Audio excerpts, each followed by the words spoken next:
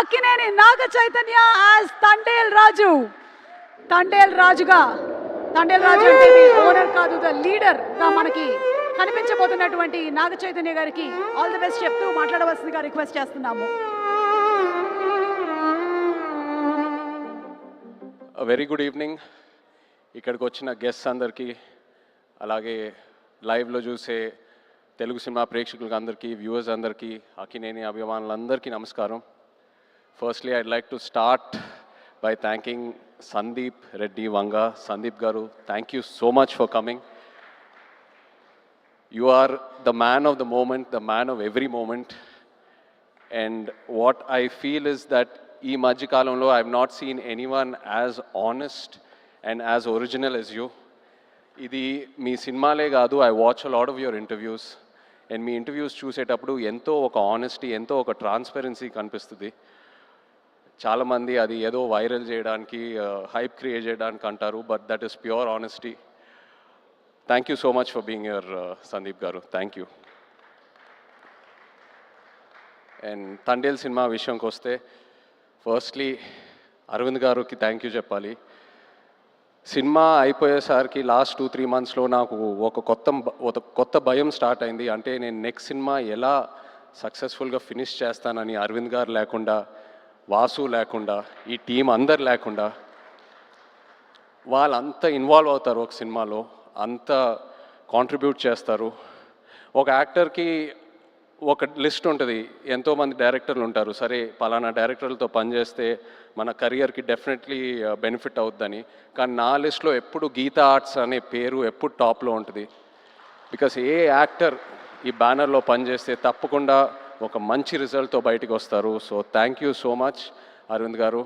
And Vasu, మన journey ఎప్పటి నుంచో స్టార్ట్ అయింది. అండ్ ఈ సినిమాలో కూడా ఏదో ఒక రోజు మనం ఈ సినిమా టాపిక్ గురించి మాట్లాడాము. ఒక ఐడియాలా చెప్పారు నాకు ఒక 10 నిమిషాలు. నేను అప్పుడే చెప్పాను మీకు, వాసు ఈ ఐడియా పూర్తిగా ఫామ్ అయిన తర్వాత ప్లీజ్ నా దగ్గర రండి, నాకు ఎంతో ఇంట్రెస్ట్ ఉంది ఈ టాపిక్ మీద. అండ్ మీరు వచ్చారు. So thank you so much. అదే కాకుండా నేను రియల్ లైఫ్ ఈ తండేల్ రాజు క్యారెక్టర్కి నాకు చాలా పెద్ద గ్యాప్ ఉంటుంది. ఆ ట్రాన్స్ఫర్మేషన్కి మీరు టైం ఇచ్చారు. చందు, నన్ను నమ్మావు, నేను చేస్తానని చెప్పాను, నువ్వు నన్ను నమ్మావు, ఆ టైం ఇచ్చారు, ఎంతో పేషెంట్గా నాతో ట్రావెల్ అయ్యారు.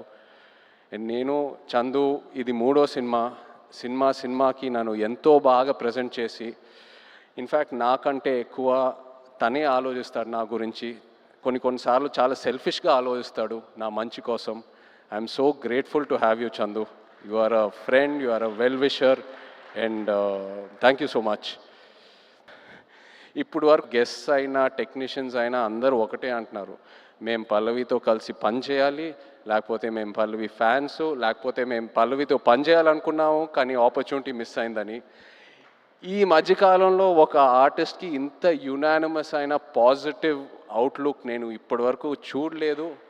నాకు తెలిసి ఫ్యూచర్లో కూడా చూడను.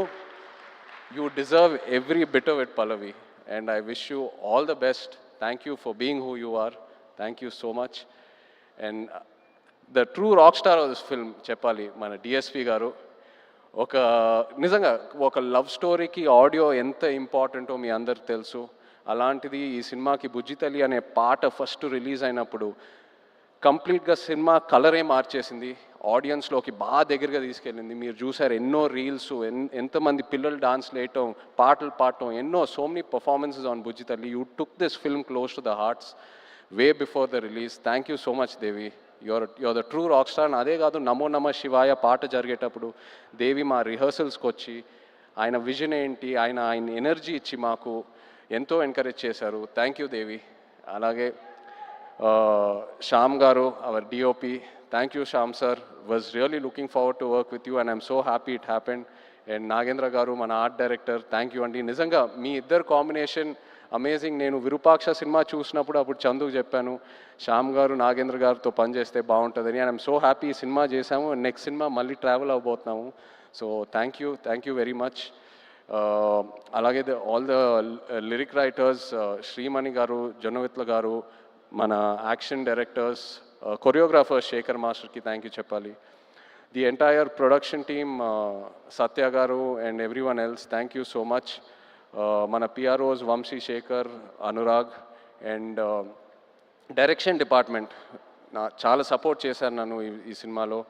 కిరణ్, యోగి అండ్ పట్నాయక్ స్లాంగ్ విషయంలో ఒక శ్రీకాకుళం యాస్ ఉంటుంది ఈ సినిమాలో.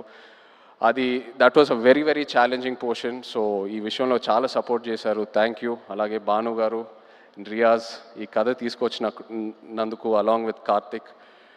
So thank you all so much. But ఇప్పుడు ద హీరోస్ ఆఫ్ తండేల్ నేను స్టేజ్ మీద పిలుద్దాం అనుకుంటున్నాను. శ్రీకాకుళం నుంచి, మచ్చిలేశం నుంచి వచ్చిన మత్స్యకారులందరినీ కొంచెం వేదిక మీద రావాలని కోరుకుంటున్నాను. ఎందుకంటే వీళ్ళు లేకుండా ఈ తండేల్ సినిమా ఇవాళ ఉండేది కాదు. ఈ తండేల్ రాజు క్యారెక్టరే లేదు.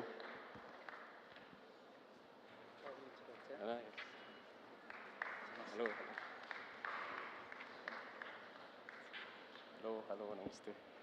హలో అండి. హలో రండి. సో చందు నాకు ఫస్ట్ ఈ కథ ఒక ఐడియాగా చెప్పాడు.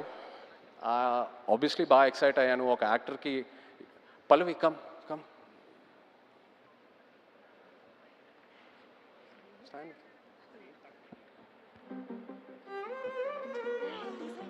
just stand with them.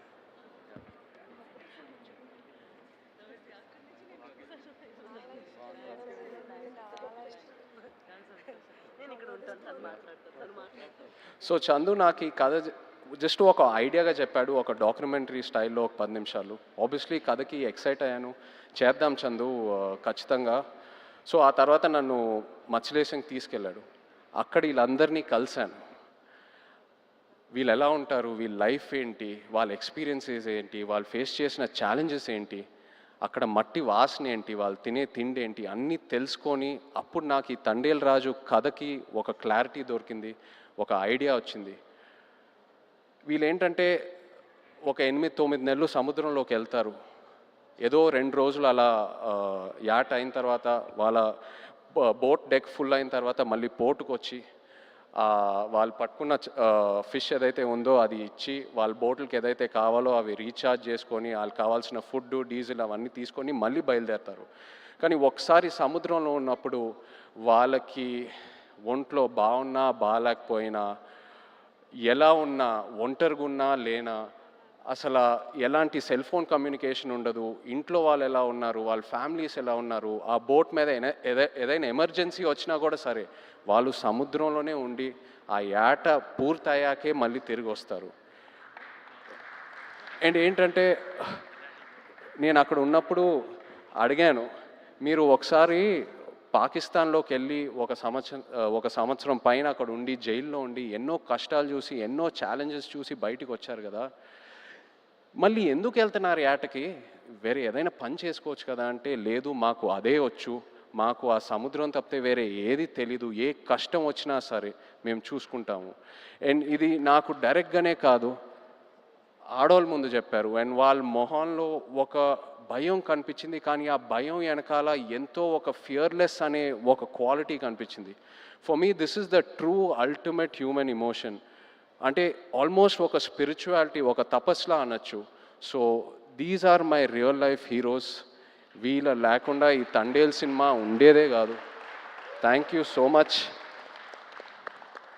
మీరు ఎంతో నన్ను ఇన్స్పైర్ చేశారు, మీరు ఎంతో నన్ను మూవ్ చేశారు. ఈ తండేల్ రాజు క్యారెక్టర్లోనే కాదు, but also as a human being మిమ్మల్ని చూశాక ఎంతో నేర్చుకున్నాను.